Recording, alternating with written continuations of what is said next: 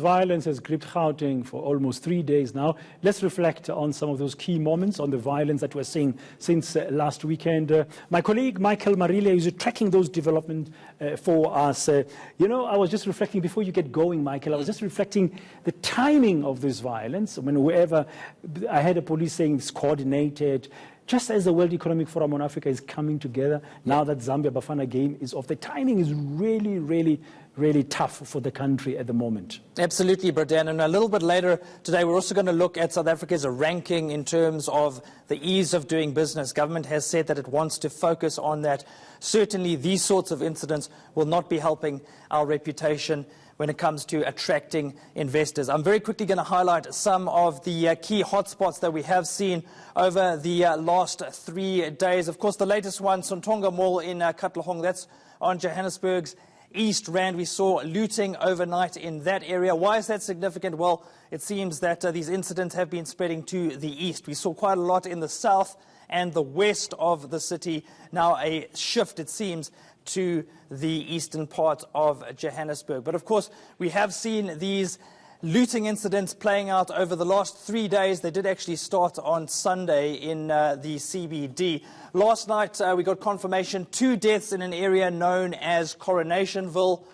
We also had reports of a death at the Jeppe Hostel, which is close to the heart of Johannesburg. If you've ever traveled around the CBD, you'll know Jeppe's town quite well. So 1 death at the hostel, and then of course 2 deaths in Hillbrow. This was on Monday. One of those people apparently caught in the crossfire as 2 groups exchanged fire in a confrontation in that part of the city. Also, we mentioned the south. Turffontein has been riddled by incidents as well. Residents apparently angry about the drug trade, suggesting that foreigners have been involved in that.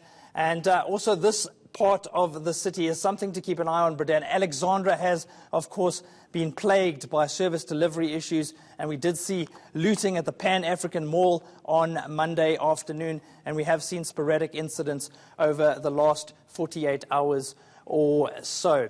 Very quickly, let's take you to the capital, Marabastad. Some tragic events in this part of Pretoria. We saw a small settlement of shacks effectively burnt to the ground, apparently in anti-foreigner attacks, it would seem, although we can't state that definitively.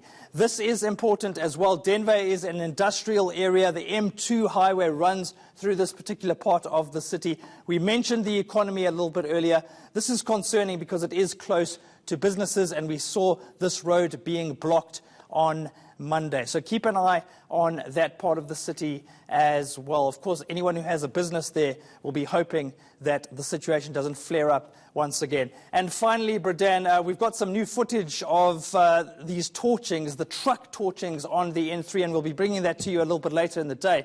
But this is important. We had 2 trucks torched in the early hours of Tuesday morning on the N3. So this will be a crucial aspect of managing the fallout from these incidents. Can businesses be guaranteed that they'll be able to transport their products and get them to their customers? It's not just about violent incidents, Bradan, it's about the knock-on effects on the economy. Michael, thank you very much.